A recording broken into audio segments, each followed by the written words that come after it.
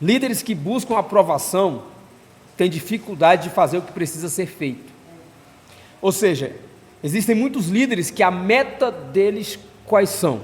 Eles querem chegar até o fim do ano, bem, com todo mundo, limpinho, amiguinho de todo mundo, né? Não gosta de contrariar ninguém, porque ele não quer ser criticado, ele não quer ser mal avaliado, ele não quer que ninguém fale mal do trabalho dele. Então ele é aquele cara, aquele político profissional. Não tem um político que ele, tipo assim, você faz a pergunta para ele, ele, olha, veja bem, não é bem assim.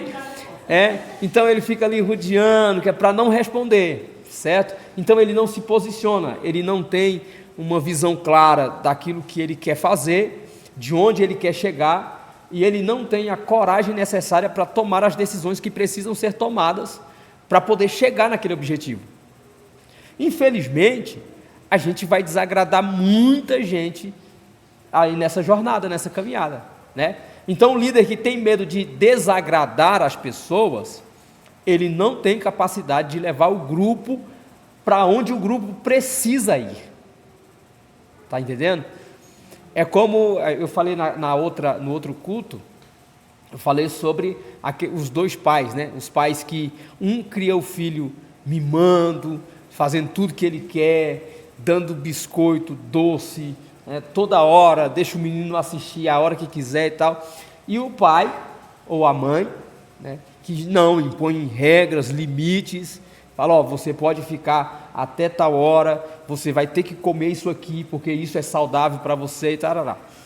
Então, esse pai que faz tudo que o filho quer, ele quer ser amiguinho do filho, ele quer... Não está criando ele para o mundo, ele quer ser o preferidinho do filho, ele não quer ser criticado pelo filho, ele quer que o filho diga que o ama o tempo todo, e aquela coisa toda, né? Então ele fica ali tratando o filho da maneira, né, de uma maneira que ele não consegue criar o filho para o mundo, ele não consegue preparar o filho para os desafios que ele vai enfrentar futuramente, simplesmente porque ele quer ficar bem na foto com o filho, né? E aí eu ouvi até um cara que falou assim, o filho, ele não é obrigado a amar o pai, nem a mãe. O pai morre se o filho falar que não ama, né? Ele falando não sei se era um tratamento dele com o filho dele, ou se foi uma experiência que ele ouviu e tal, mas ele dizia assim, que esse pai falava para o filho assim, eu não estou pedindo que você me ame, agora eu exijo que você me respeite. Está entendendo?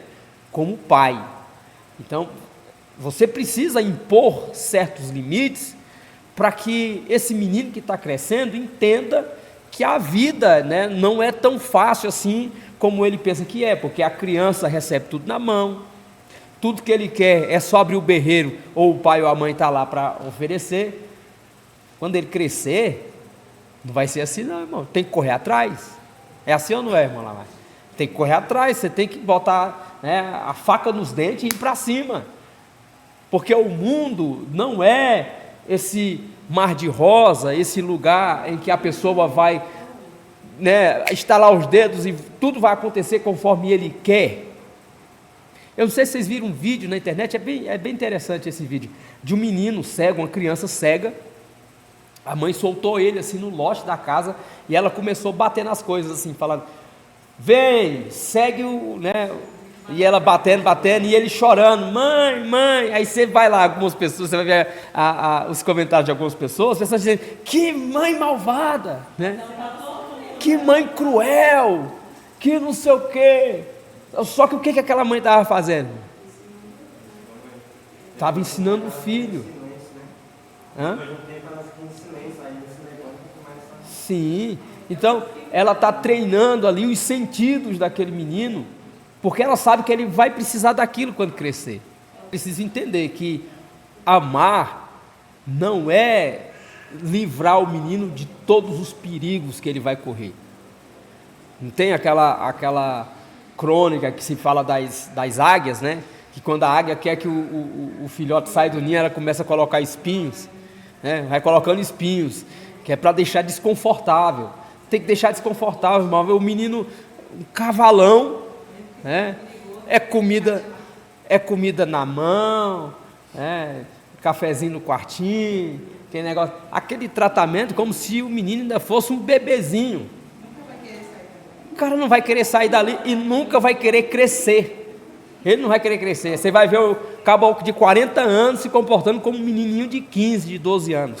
Por quê? Porque os pais não quiseram se indispor com os filhos, preferiram manter ali aquele status de, ai, o meu filho me ama.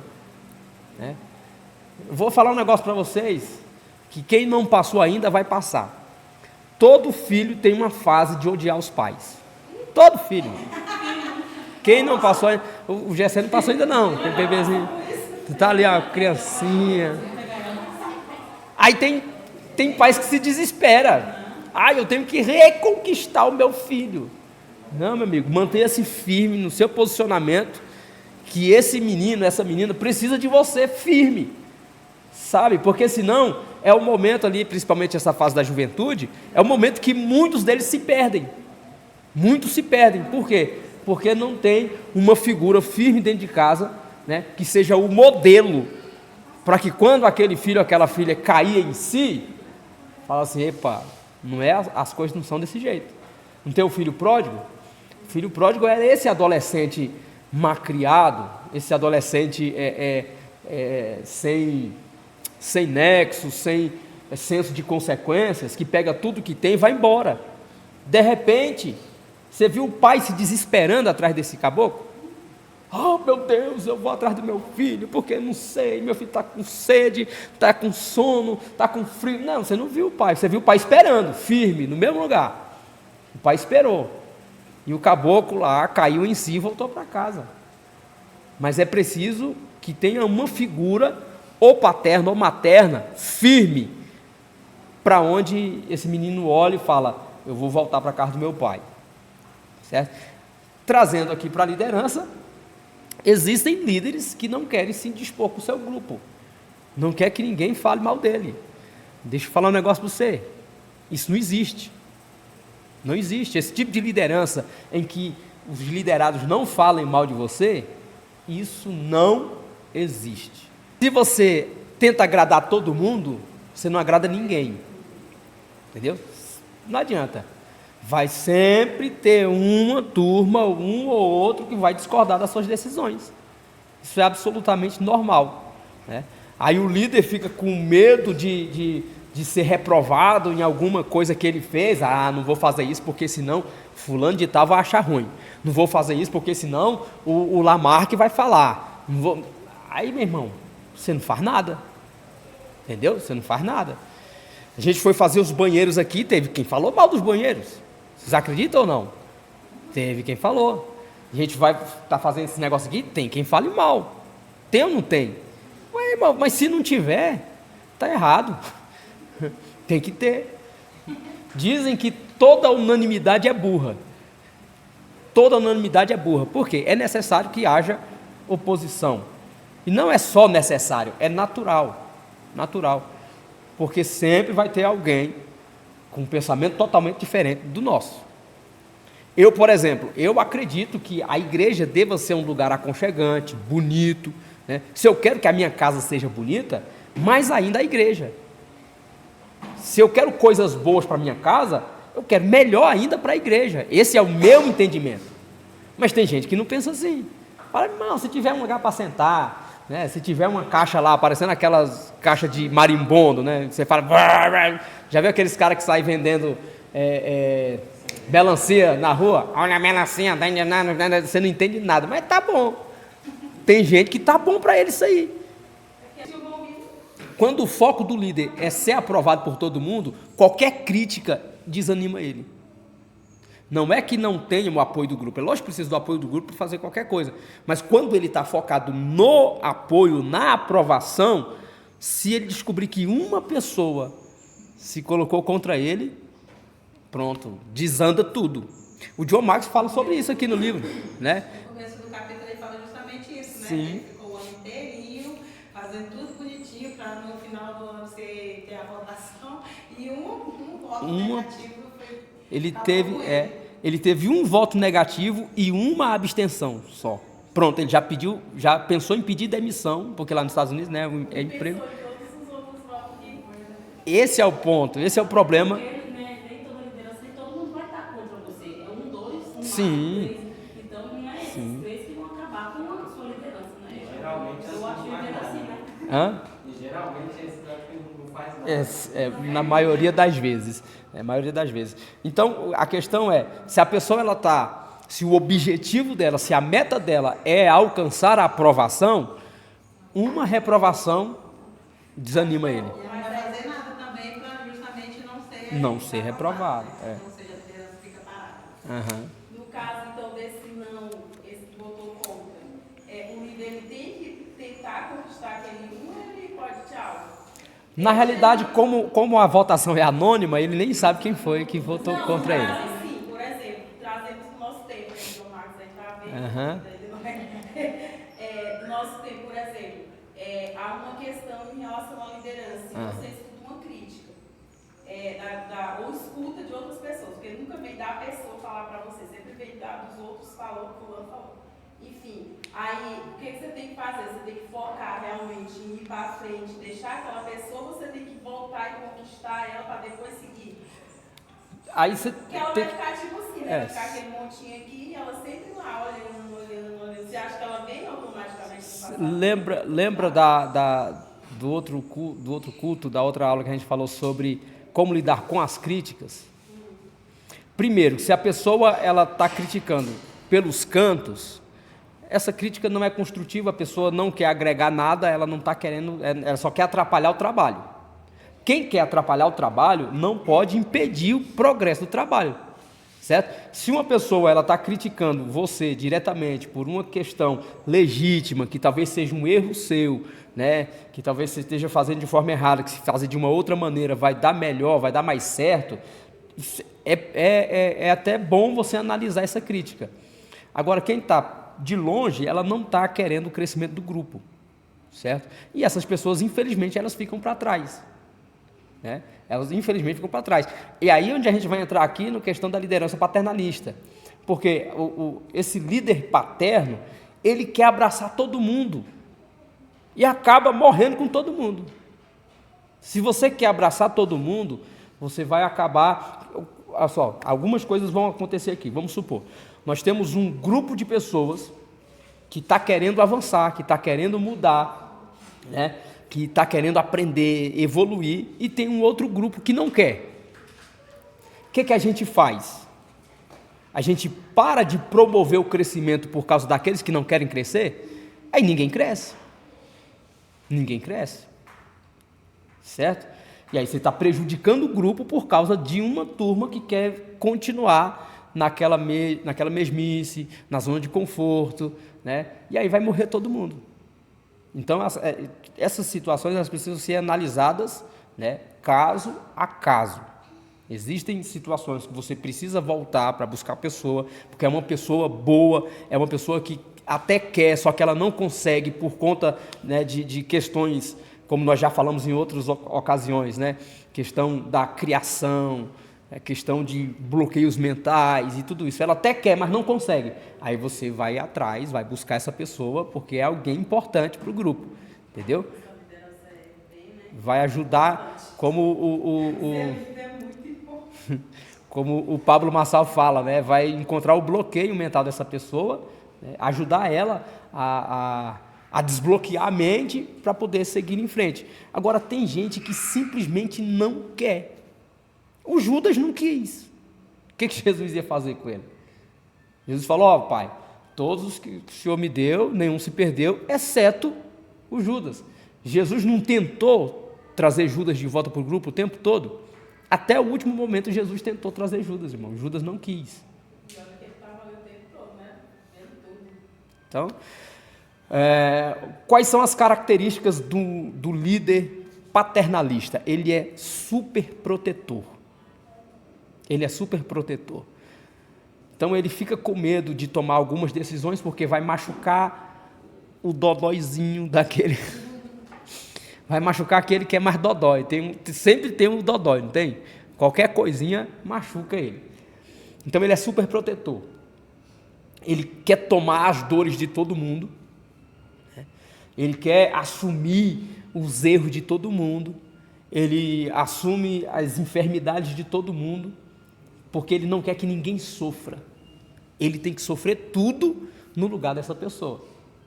Então, às vezes, o próprio Deus está tentando tratar com uma pessoa e ele está lá no meio, atrapalhando o agir de Deus na vida da pessoa.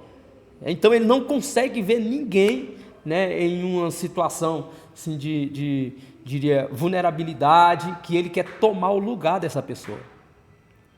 E aí ele morre, certo? Aquela pessoa que ele tentou proteger não cresce, e o que vai acontecer com aquela pessoa? Vai morrer também. Vai morrer também. É o pai que é super protetor, blinda o filho de tudo na vida, que quando o pai morre, o filho não sabe o que fazer. Vocês já viram casos assim? Que quando o pai morre, a mãe morre, acabou a vida do filho, irmão. Porque o pai protegeu tanto que o menino não cresceu, que o menino não evoluiu, que o menino não aprendeu a viver, né? Então, existem pessoas dentro da igreja que elas não conseguiram crescer na vida por causa de uma liderança paternalista super protetora que não ajudou essa pessoa a evoluir. Eu sempre falo que o líder, ele precisa criar uma casca mais grossa do que todo mundo. Uma casca de rinoceronte, porque o líder, ele apanha mais do que todo mundo. Tem hora, irmão, que aquela ferida, ela cicatrizou só por cima, mas ela está cheia de sujeira lá dentro, deu pus, né? Inflamou. Por quê? Porque não limpou.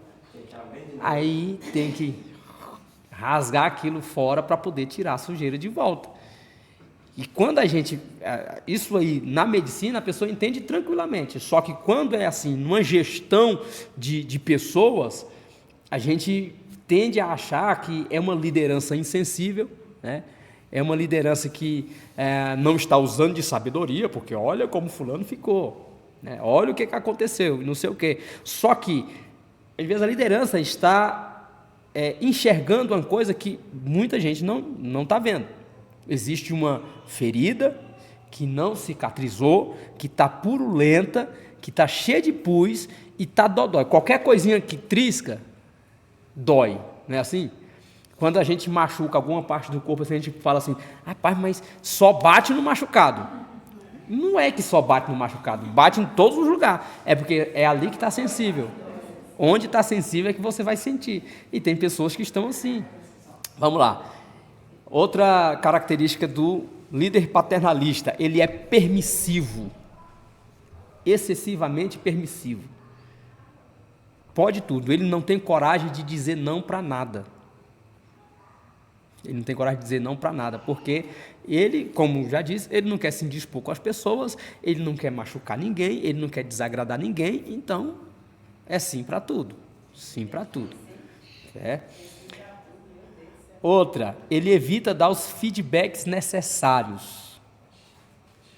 Dar feedback não é fácil. Como também não é fácil receber um feedback. Porque se ele for um feedback de elogio, opa, quero todo mundo falando. Mas se é uma crítica, aí você fica, opa, calma aí. Então ele não tem coragem, né? Não tem coragem de dar o feedback necessário para que o grupo cresça. Eu lembro quando a gente fez o curso de homilética, a primeira vez que eu fiz o curso de homilética lá no Jardim Gá ainda, tinha lá meus 14, 15 anos de idade, a gente escolhia um tema, fazia todo o esboço daquele tema, estudava aquele tema e ia pregar diante da classe. A gente pregava e estava o professor lá, que era o pastor, né, anotando, tal. Terminava a pregação, ele vinha na bucha e falava, olha, aqui foi legal, mas faltou isso, você errou aqui e tal, não sei o que, aquele negócio todo. E a gente ficava meio assim, caramba, todo mundo ficava com medo de errar por causa do feedback. Mas se ele não desse aquele feedback, a gente não cresceria, a gente não ia aprender, Então, dar o feedback necessário, ele é importante para a pessoa crescer. Tem gente que está tentando cantar, mas a área dele não é cantar, está faltando alguém para chegar e falar, ei, irmão, Não é por aí. Né? Vamos para outra área aqui, ou se você sonha tanto com isso, então vai estudar, irmão. Vai estudar, vai fazer aula, vai, né, para poder desenvolver essa área, porque não está legal. Né? O John Maxwell mesmo fala, né, que ele disse assim, que quando ele vê algumas pessoas cantando por aí, ele pergunta, onde é que estão os amigos dessa pessoa? Que não chega e fala, ô irmão, olha só, tem gente que tem tanta dificuldade de dar feedback, que, vamos supor, o Lamarck vai lá e faz um serviço para uma pessoa, a pessoa não gostou do serviço dele. Fala, e aí, gostou? Não, gostei, tudo certo, Lamarck. Bom demais, só que ele não gostou. O que ele vai fazer? Não chama mais. Chama outra pessoa para fazer no lugar dele. Mas qual seria o correto aqui? Chegar lá, Lamarck e falar, Lamarck, olha, não gostei porque o acabamento ficou assim, desse jeito, tá. O que o Lamarck ia fazer? Ia melhorar, irmão. Aí a pessoa não deu feedback, falou que estava tudo bem, ele achou que está top. Ele continua do mesmo jeito, fazendo do mesmo jeito, não evoluiu em nada. Na igreja é a mesma coisa. Só que a gente tem que ter cuidado para dar os feedback, por quê? Porque ainda não preparamos as pessoas para receberem feedback. Se você dá o feedback e fala assim, olha, dá para ajustar aqui, melhorar isso aqui, fazer isso aqui, você esqueceu disso aqui, não sei o que a pessoa faz? Não faz mais nada. Não vou mais fazer, porque saiu errado, porque não deu certo, porque não sei o que. Não, mas o feedback é justamente para ajustar as coisas que não foram legais e a pessoa evoluir e crescer. Só que esse líder paternalista, ele tem dificuldade em dar feedbacks. E com isso, ele prejudica o crescimento dos membros da equipe. Ele prejudica. O Fernando, por exemplo, aqui, ó, ele é ótimo em lavar carro, né? Recebe elogios aí à torta e à direita. Só que a Gel, quando tem alguma coisinha, ela, ó, seu Fernando, ó, ela não é Fernando. E o que o Fernando vai fazer? Vai prestar mais atenção. Aí quando eu levo o carro lá, ele fala, esse aqui é porque é o carro da pastora, a pastora, então ele já vai. Isso ajudou a evoluir, sim ou não? Ajudou a evoluir. Se eu entendo que esse feedback é para o meu crescimento, irmão, eu vou receber com muito prazer. É melhor do que a pessoa falar assim, nunca mais eu lavo lá. Não é assim? Se todo mundo fizesse isso, né, dificilmente a gente perderia cliente. Vamos lá. Vamos correr um pouquinho, que o horário já está quase lá, né? Outro ponto importante. Não posso liderar as pessoas se depender delas. Eita ferro. Ué, pastor, mas a gente não precisa dos liderados? Com certeza. E presta atenção para a gente não fazer bagunça, né? E isso não quer dizer que os líderes não precisam das pessoas. Quer dizer que os líderes não devem ser reféns da aprovação das pessoas para fazer o que precisa ser feito. Tem líder que é refém do grupo. Se o grupo não quer, acabou. Tudo que vai fazer, ele está esperando para saber se criticaram ou se elogiaram. Então, ele se tornou refém das pessoas. E quando você lidera dessa maneira, você não consegue fazer o que precisa ser feito. Porque o papel da liderança é justamente levar o grupo a fazer o que precisa ser feito. Porque se a gente for fazer só o que as pessoas querem, irmão, aí não dá não. Por quê? Porque a gente não quer fazer praticamente nada. Né? A gente não quer se sacrificar por nada, a gente quer ficar numa boa. Né? Quem leu o livro lá do Spencer Johnson? Quem mexeu no meu queijo? Alguém leu? Então, a maioria das pessoas, aliás, todas as pessoas, elas querem ficar na zona de conforto. Para a gente sair da nossa zona de conforto é um esforço gigantesco. Então, o papel da liderança é justamente movimentar esse grupo, começar a deixar o negócio menos confortável para ver se o grupo sai da zona de conforto. E se a gente ficar dependendo das pessoas para a gente fazer isso, a gente não faz. A gente não faz. Ah, pastor, para que mexer com isso? Para que fazer isso? Para que tanta leitura? Para que tanto podcast? Para que tanto não sei o que? Você vai escutar isso o tempo todo. mas você sabe que é necessário. É ou não é? É necessário. Eu repeti aquela frase que eu já falei: se você tentar agradar todo mundo, você vai desagradar todo mundo. Por quê? Porque as pessoas terão perspectivas diferentes ao seu respeito. Enquanto alguém está te elogiando, falando, ele é top, não sei o quê, o outro vai estar dizendo, não gostei, é um zero à esquerda, e que não sei o quê. Então, se você ficar dependendo disso, né, se você ficar tentando agradar todo mundo, vai dar errado, porque nem todo mundo está te enxergando da mesma maneira. Nem todo mundo vai te enxergar da mesma maneira. Alguém vai dizer assim, não, mas tudo piorou depois que você chegou. A outra vai dizer, tudo melhorou depois que você chegou. Aí entra a fala da ferida, que o senhor acabou de Então são perspectivas diferentes.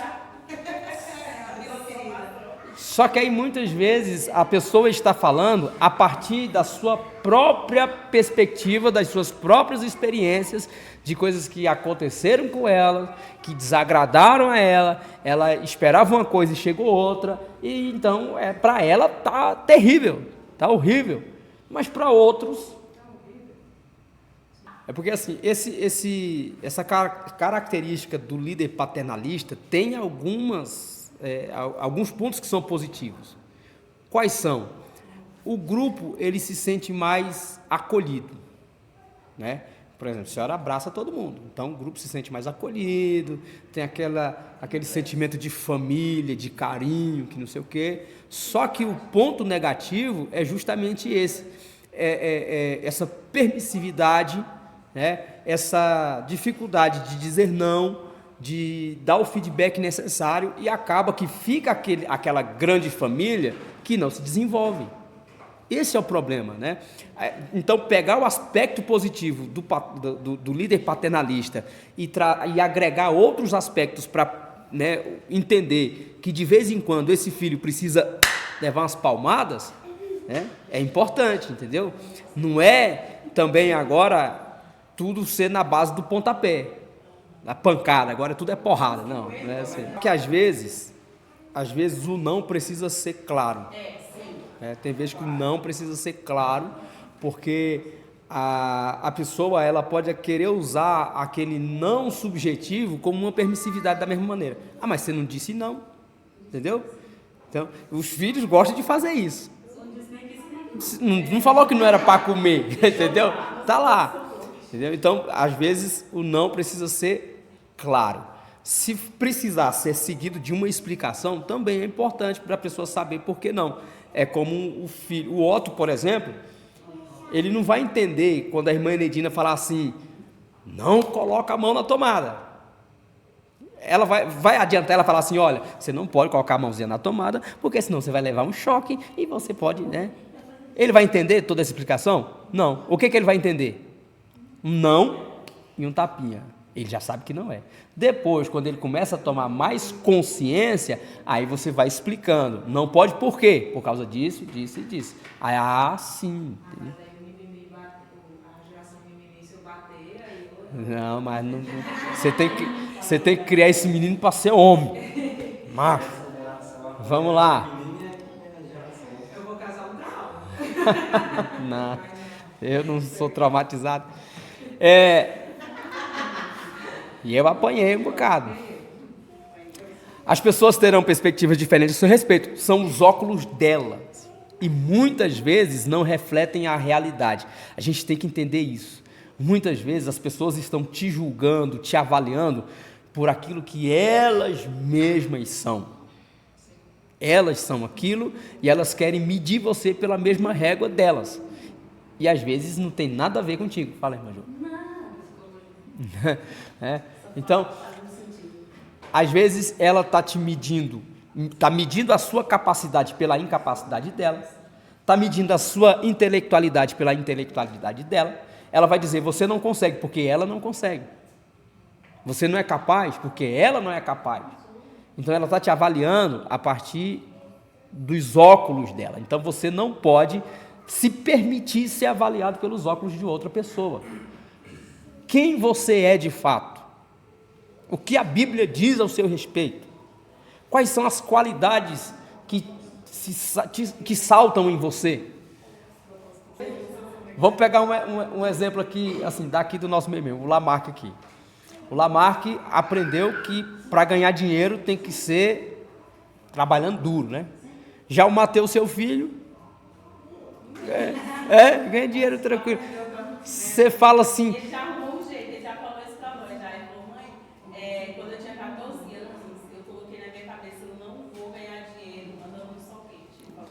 Então eu vou caçar o meu próprio jeito de ganhar dinheiro. E ele me procurou isso. Mas quando ele começou com isso, você já falou alguma vez para ele? Meu filho, isso não dá dinheiro não. Já falou? Não é a pena pra isso aí, é sem futuro. Tá vendo? O computador pra mim, 9 anos, eu comprei o computador pra ele. Aí eu olhava assim, eu falei assim, ele é sem futuro. Tá vendendo mais que eu. Tá vendo? Mas por quê? Porque as experiências do irmão Lamarck eram outras totalmente diferentes. É trabalhar no canavial, é roçar junqueira. Então, é trabalhar debaixo do sol quente. Aí vê o menino ganhando dinheiro no computador e fala, não é possível, não, isso não dá certo não. É igual eu vi um baiano, eu vou coivarar uma. O que é coivarar? Nós sabemos o que é coivarar.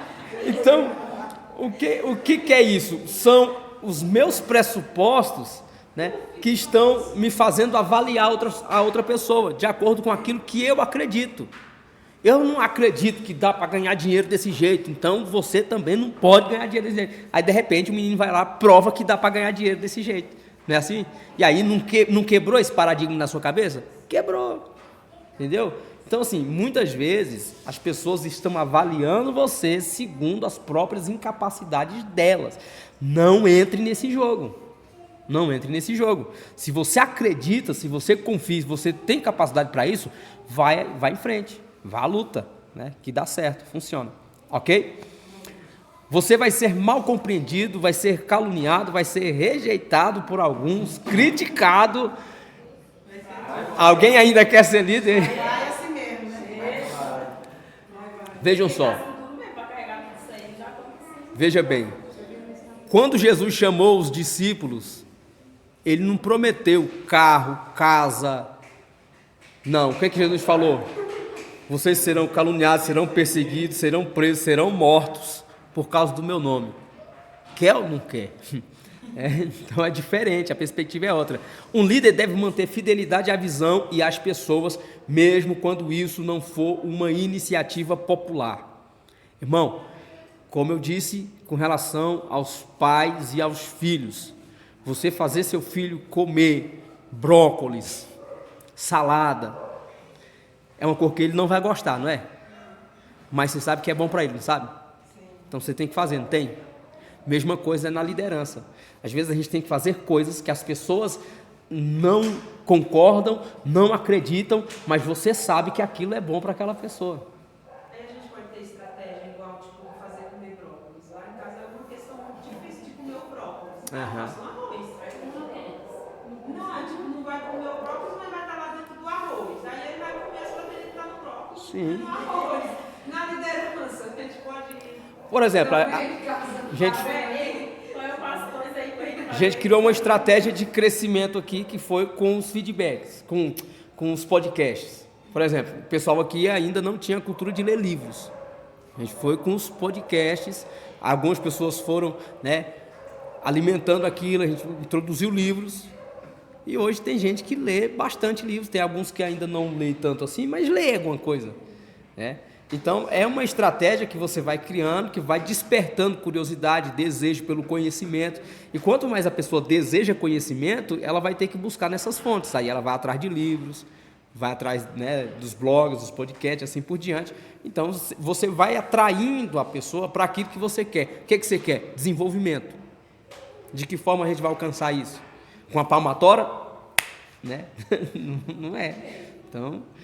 algumas pessoas vão aderir ao método, outras não. Aí você vai sendo criativo, vai tentando, porque você tem um objetivo. E o objetivo é o desenvolvimento pessoal dessas pessoas. Ok? Agora você precisa entender que você vai ser mal compreendido muitas vezes. Alguém vai dizer que você está querendo se mostrar, que você quer ser melhor do que os outros, que você não sei, que é tudo por orgulho, por glória própria e tal. Tudo bem, irmão. Será que essa pessoa te conhece mais do que você mesmo? Será que é ela que conhece as suas intenções? Você não sabe das suas intenções? Esses dias o Vinícius me perguntou uma coisa, falando sobre o que você está falando agora, no negócio da escola bíblica. Todo dia eu coloco o devocional lá, né? Da lição. Eu gosto de colocar e coloco o devocional da semana toda. Ninguém comenta nada, ninguém. Eu disse, mãe, por que você continua colocando? Os meninos nenhum comentam. Tudo bem, eu falei, tudo bem. Está fazendo sua parte. Está fazendo sua parte. Então, é um diferencial, para mim é diferencial, porque assim, eu não vi ainda, né? Se colocar o devocional da semana, está lá na revista, mas você colocar lá, devocional do grupo, não. E eu coloco todo dia de manhã, é uma estratégia, uma hora você vai conseguir quebrar uma barreira aí, talvez alguém esteja até lendo, mas não fala, tal. Vai chegar o dia que você vai quebrar a barreira, a gente, acho que dos podcasts dos adolescentes, que eu estava fazendo com os adolescentes, também estava juntos, né, com a gente, eu nem sabia, e a Bia, ela ouvia tudo, né, aquele negócio todo, tal, e sentiu falta depois que a gente mudou, parou com aquilo lá e tal. Então você fica assim, às vezes você não sabe onde essa semente está caindo. A sua missão é plantar. Plante. Quem vai dar crescimento é Deus. E aí, essa frase que você precisa gravar na sua mente: esse é o fardo da liderança. Esse é o fardo da liderança. Ser caluniado, ser mal compreendido, as pessoas agirem com ingratidão, com infidelidade, com injustiça. Isso vai acontecer. Não fizeram com Jesus? Nós não somos melhor que Jesus, meu irmão. Jesus foi traído pelos amigos. Pedro, Judas, os caras que estavam próximos ali, né? Então, eu não vou. Isso vai existir, com certeza. A gente fica triste? Fica. A gente fica com raiva? Nós somos seres humanos. Pensa em desistir? Um dia sim, outro também. Ontem, hoje, provavelmente amanhã. Só que aí passou esse momento da tristeza, sacode a poeira, bora para frente que atrás vem gente. Vamos lá. Então, como tomar decisões difíceis? Chegou. Todo líder enfrenta momentos difíceis, e é nessas horas que se destacam e mostram quem realmente são. É nos momentos difíceis que os líderes se apresentam, os verdadeiros líderes. O verdadeiro líder, ele está com um grupo até nos momentos mais difíceis. Os falsos líderes, aqueles que são só poser, aqueles que só querem o carro, aqueles que só querem o nome, na hora que o trem arrocha, vamos lá, a decisão difícil demanda riscos. Primeiro ponto, decisão difícil demanda riscos. Não dá para evitar riscos e esperar que as pessoas progridam ao mesmo tempo. O progresso sempre demanda risco. Então, você corre o risco de machucar alguém, você corre o risco de perder uma parte do grupo, você corre o risco de ser caluniado, tem muitos riscos que você vai correr, mas você precisa correr o risco.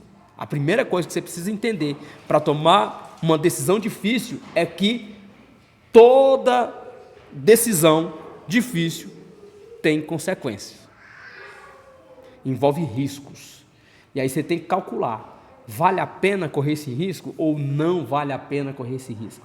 Tem líderes que ficam, principalmente líderes na igreja, que ficam 5, 10, 15 anos levando a coisa, e eu já pensei em algumas vezes, falar a verdade para vocês, eu já pensei algumas vezes, eu vou parar com esse negócio de treinamento de liderança, eu vou parar com esse negócio de cobrança, eu vou parar e a gente vai voltar a ser uma igreja, sabe? Aquela igreja que se reúne nos dias de culto e acabou, irmão.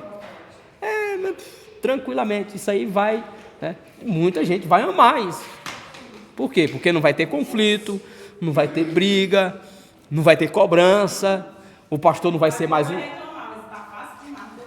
o pastor não vai ser mais o chato. Só que aí eu paro e penso, mas não é minha característica, irmão. Não tem como, eu não dou conta de ser esse tipo de pastor que só vai com a maré. Entendeu? Não dou conta. Então eu sei que tem risco, muitos riscos. Outro ponto, A decisão difícil pressupõe uma batalha interna. Toda decisão difícil pressupõe uma batalha interna.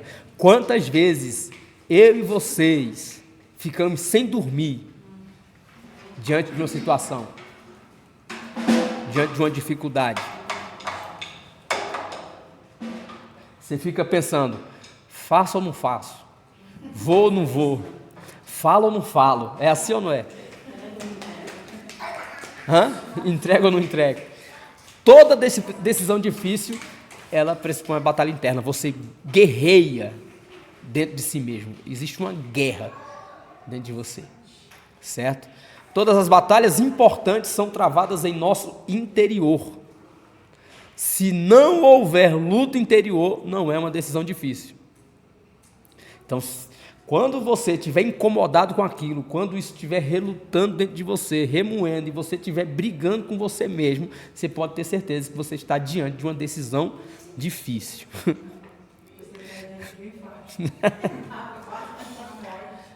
Além disso, qualquer decisão difícil que se tome será questionada.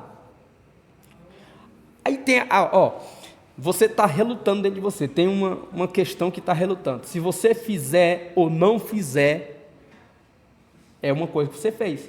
Deixar de fazer também é uma decisão tomada. Fazer alguma coisa ou deixar de fazer alguma coisa é uma decisão que você tomou. E essa decisão, seja ela qual for, será questionada. Alguém vai dizer, mas não fez nada. O outro vai dizer, mas por que fez? Não é? Se você faz, alguém vai reclamar. Se você não faz, alguém vai reclamar. Então, aí você tem que ponderar. É necessário tomar essa decisão? Se eu deixar de fazer isso, quais serão os prejuízos para o grupo? Entendeu? Vamos lá. Ela será questionada, será criticada, trará com ela determinadas consequências. E é por isso que são decisões difíceis. Se fosse fácil, qualquer um estava fazendo, beleza? Fazer a coisa certa não costuma ser fácil, mas é sempre necessário quando um líder deseja manter a integridade e ser eficaz. Uma das coisas que você precisa, sempre manter é a sua integridade. Integridade. Se for preciso perder o grupo, se for preciso perder a posição, se for preciso deixar de ser líder para manter a sua integridade, escolha manter a sua integridade, ok?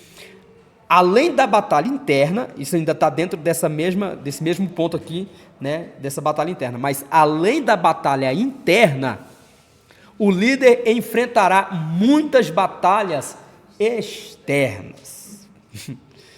Portanto, o líder precisa primeiro vencer as batalhas internas. Por quê? Porque se você for guerrear as batalhas externas sem primeiro vencer a batalha interna, você vai perder a batalha externa. Você tem que vencer essa batalha interna. Por quê? Porque você precisa ir para a guerra com a convicção de que aquilo é o certo a se fazer. Se você não estiver convicto de que aquilo é a coisa certa a se fazer, você não vai conseguir vencer a batalha externa, porque vão se levantar contra. Como disse, seja qual for a decisão que você tomar, vai ter alguém que vai questionar ela. Se você não tiver certeza da decisão que você tomou, você está enrolado, irmão. Está enrolado. Vamos lá. Então, precisa vencer primeiro a batalha interna. Então, e aí eu quero frisar isso aqui, que isso aqui serve para nós, serve para mim, serve para você, serve para qualquer um, em qualquer área da nossa vida. Não vá para uma luta externa, para uma batalha externa, sem antes ter vencido a batalha interna. Pode falar, Lamar. Não? Vamos lá. Terceiro ponto. A decisão difícil distingue o líder. A decisão difícil distingue o líder. A pessoa certa na liderança se mostra ainda melhor nos momentos difíceis. Os bons líderes, eles se mostram ainda melhores nos momentos difíceis.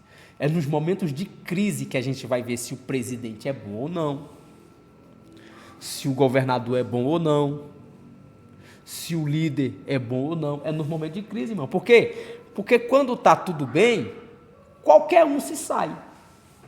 Não é?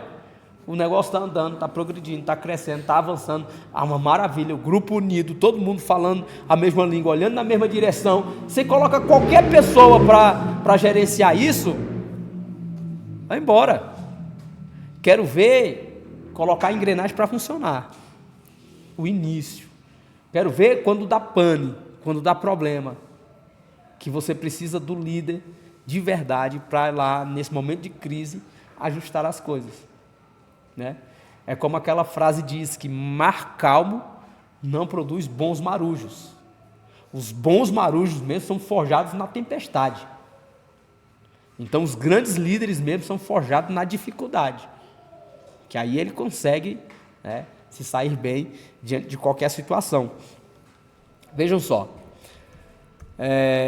os líderes são mais necessários em momentos de crise. Então o líder certo, no momento certo, irmão, né, a coisa funciona demais. Não importa o quão difícil se torne a situação, um líder de verdade continuará liderando. Não importa qual seja a dificuldade, o líder vai continuar na frente. O John Maxwell, ele resume liderança em uma frase. Ele diz assim: liderança é influência, nada mais, nada menos. Se você influencia um grupo de pessoas, você é um líder. Agora, se a sua liderança é positiva ou negativa, aí é outra história. Mas se você influencia um grupo de pessoas, você é um líder. Então, é o poder de influência. E quando Jesus falava, as pessoas diziam assim: ele fala como quem tem autoridade. Ou seja, ele tem certeza daquilo que ele está falando. E aí ele influenciava as pessoas, né? E assim, a influência de Jesus foi tão poderosa e é tão poderosa que ainda existem pessoas ao redor do mundo morrendo por causa dele. Entendeu? Por causa desse poder de influência. O líder, ele tem esse poder de influência. Aí você pode potencializar isso, né? Quando você une essa habilidade que você tem com conhecimento técnico, com boas intenções, com a preocupação com o grupo, com o povo. Porque, veja bem, vamos ser sinceros, numa liderança eclesiástica como a nossa, numa organização voluntária, qual é a vantagem que o pastor tem em quebrar a cabeça com o povo? Me fale aí. Só no céu. Está entendendo? Não tem. Não tem. Ó, a gente arruma problema com a família, arruma problema no trabalho, porque às vezes você tem que abrir mão de um cliente, você tem que entregar um serviço porque você tem um compromisso na igreja. Se arruma problema com o pessoal da igreja, porque a pessoa, né, às vezes quer tomar o seu lugar, ou não concorda com a sua maneira de agir, ou não concorda com nada, né? Tem pessoa que a vida é criticar, aí você fica naquela, às vezes você perde noite de sono. Acontece um monte de coisa, irmão. Um monte de coisa. Só que o líder, como o próprio John Maxwell fala, o líder, ele se preocupa. Essa é o grande diferencial do líder. O que motiva o líder a fazer o que faz? O que te motiva a liderar o departamento que você lidera? Você não ganha dinheiro para isso. Muito pelo contrário, você tem muito trabalho, né? Às vezes você não consegue dormir à noite, às vezes você tem crise de ansiedade por conta do grupo que você está liderando. O que você está ganhando com isso? Enfermidades. Mas só amarrar. Mas qual é a diferença? O líder se importa. O líder se importa, o líder se preocupa. O líder não consegue ver aquela lacuna e ele ficar sem fazer nada. É o Neemias que está lá na fortaleza, tranquilamente. De repente alguém fala: Jerusalém está assim, assim, assim. Ele se preocupa, se incomoda e vai lá para ajudar aquele povo. O prazer da liderança é ver o grupo evoluindo, crescendo. Quando você olha, você vê assim, uma ou outra, 3, 4, você fala assim: olha, eu consegui tirar alguém do ponto A e levar essa pessoa para o ponto B. Isso é gratificante, entendeu? Lógico que a gente tem o galardão do céu, né? Mas a gente tem esses contentamentos aqui na terra também. O líder, ele se alegra, se entristece, se alegra, fica com raiva, depois desfica, mas o líder se importa. Fica feliz. Glória a Deus. Finalizando, estamos finalizando quase no horário, aplicação prática. Você já teve de tomar decisões difíceis? E aqui é uma coisa importante aqui, porque se você nunca precisou tomar uma decisão difícil, é sinal, né, é um forte indício de que você está fugindo das responsabilidades de líder. O líder que fica fugindo dos embates, fugindo dos problemas, né? Não quero tomar uma decisão difícil, não quero fazer aquilo, ele está abrindo mão da sua liderança, ele está fugindo da sua responsabilidade, então tem que enfrentar. O líder, ele está ali para isso, beleza? Você se considera em condições de vencer a batalha interior? Você se considera? É preciso estar convicto da coisa certa e estar com o emocional em dias. O emocional é que é complicado, né? Mas porque assim, algumas pessoas vieram falar comigo sobre algumas coisas. Veja aqui, uma questão prática nisso aqui, né? A pessoa falou, não concordo, não concordo, eu perguntei, qual é a base? Qual é a base que você tem para falar isso? Tipo, eu já falei antes, eu leio John Maxwell desde 2015. Alguns livros já li 5 vezes, um livro só, 2 vezes outros livros, 3 vezes outros, e estou lendo e relendo esse aqui, já estou lendo também pela 3ª vez, se não me engano, esse aqui. E aí, a pessoa chega e fala assim, não concordo com isso. Eu falei, então me dá o argumento, me dá a base. Não tem, eu só acho. Então, me desculpe, não dá para te ouvir. Por quê? Porque você tem a informação. É o que eu estou dizendo aqui, é preciso estar convicto, você precisa saber, é por isso que a gente precisa aprender mais sobre liderança, ler mais sobre liderança, ouvir mais sobre liderança, investir nisso que você está fazendo, para que quando alguém chegar com esse argumento raso, sem nenhum conhecimento, você vai dizer, opa, peraí, você não vai me tirar do meu caminho com o seu achismo, porque eu estou com a certeza, eu tenho certeza do que a gente está fazendo aqui. Está entendendo? Então você não vai chegar lá no general e falar assim, general, eu acho que esse teu plano de guerra não vai dar certo. Quem é você? Eu sou o soldado fulano de tal. Vai te catar, rapaz. O cara que tem experiência de guerra, de estratégia, de não sei o que, vai deixar de fazer o que precisa ser feito porque alguém acha. Não rola, não é assim que funciona. Certo? A gente já viveu muito tempo no achismo. Não é tempo da gente fazer isso mais. Não é tempo de liderar por achismo, de pastorear por achismo, de pregar por achismo. Não, meu irmão. Primeiro que se você fala alguma coisa, você prega alguma coisa aqui pelo seu achismo e que aquilo não tem base consistente nas escrituras, você bota isso na rede social, alguém vai lá te quebrar na hora. Você, opa, isso aí está totalmente fora, heresia. Né? Então você precisa conhecer. Último ponto. Como líder, você evita riscos?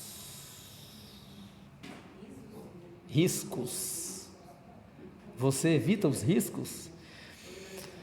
Você conseguiria sacrificar sua posição se fosse preciso para manter seus valores ou preservar o bem-estar das pessoas que você lidera? Você teria condição de abrir mão da sua liderança? Aqui é muito fácil para nós, né? Muito fácil. Agora, internamente não seria fácil, né? Porque a gente ia ficar sempre naquela tal. Só que o líder que fica evitando os confrontos, ele está se furtando daquilo que é a sua prerrogativa, daquilo que é a sua responsabilidade. É de responsabilidade do líder.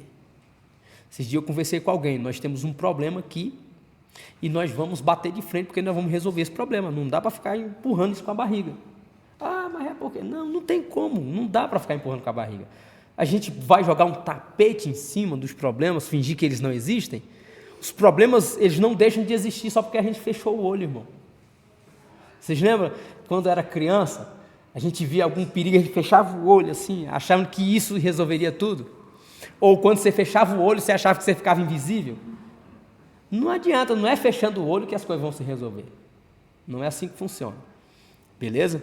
Então, está aí as dicas de como tomar decisões difíceis.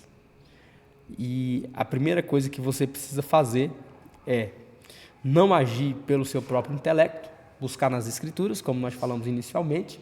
Depois, você ter muita convicção daquilo que você precisa fazer e você aceitar a realidade de que você vai ser criticado, de que você vai ser caluniado, de que você vai ser rejeitado e de que você não vai agradar todo mundo. Aceite que dói menos. Amém? Então, vamos nos colocar em pé, vamos agradecer. Fernando, você falou pouco hoje, cara. Você quer falar mais um? Hã?